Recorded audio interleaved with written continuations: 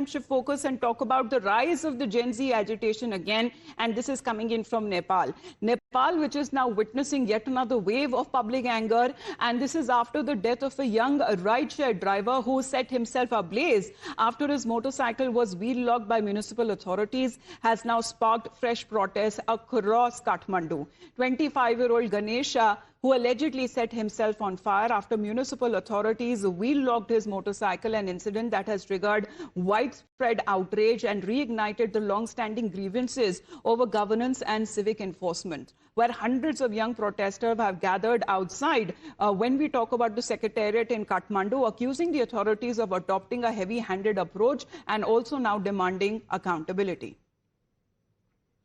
Now, let's get you in this breaking update. The Nepal Prime Minister Balan Shah, who is also facing mounting public pressure just 3 months after taking office, as protests have been sweeping across Kathmandu following the death of the 25-year-old rideshare driver who succumbed to injuries after self-immolating during a dispute linked to municipal police action. And his death has now become a major flashpoint for widespread frustration over the alleged administration apathy, heavy-handed policing, and also the treatment of ordinary citizens. Protesters who have now taken to the streets once again, demanding accountability, while the opposition leaders have intensified the call for Balan Shah's resignation. And this is now coming across as when it comes to the Gen Z protests, because the protesters in the opposition who are now also the very reason, Mayank, that the rise of Balan Shah happened was because of the Gen Z agitation, and now he seems to be himself facing the same wrath. Exactly, Amita. His larger support, or maybe he is there, whatever he is today, is because of this kind of a support, or which was galvanized because of multiple reasons, which also included corruption.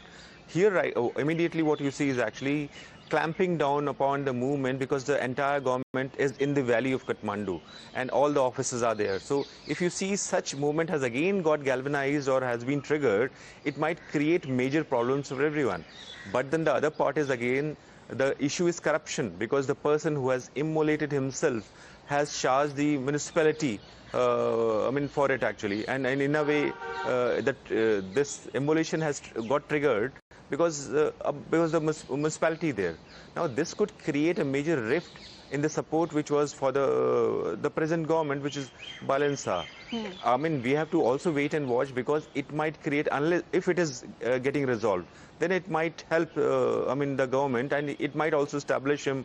It's sort of a test for Balan Shah in a way. How is he going to resolve, or how is he going to approach the kind of people who have got galvanized and come into as a mass, as a protester? So this is going to create a major issue for him if not resolved properly, Amita. Otherwise, we are going to see the kind of movement which we had been seeing at least 4 months back or 5 months back, Amita. Yes, and this has been growing. As far as the unrest here is concerned, it is not just one of the incidents, it is one of multiple incidents that have now come to light. And of course, when it comes to the youth who self-immolated, who succumbed to injuries, and of course in Parliament, the lawmakers have also launched a scathing attack on the government, with one urging the Nepalese Prime Minister to take off his dark glasses and to face the people, while others are also openly now calling and seeking for his resignation. But Nepal's Gen Z has now come out on the streets once again with a clear set of demands. Let's in the meantime put out those 4 demands that have been put out by the protesters, because now they are asking for accountability. In fact, accountability was one of the main reasons that they had ousted the previous Nepal government. So here what they are now seeking from Balan Shah is something that they are now calling for an end when we speak of these alleged atrocities that are now being committed, especially against the poor. This seems to be one of the demands. They are saying that they need respect for human rights as well, and a halt when they see, especially describing as illegal arrest, and greater protection when it comes to the vulnerable communities. So the protesters there, mainly Gen Z, say that these demands actually reflect the deeper concern when we speak of governance accountability, and also the treatment of ordinary citizens is something that they are now demanding from the Balan Shah government, where Mayank, because again, when we are looking for accountability, that seems to be the very basis of why Gen Z launched their agitation in the first place. So has that made any difference at all?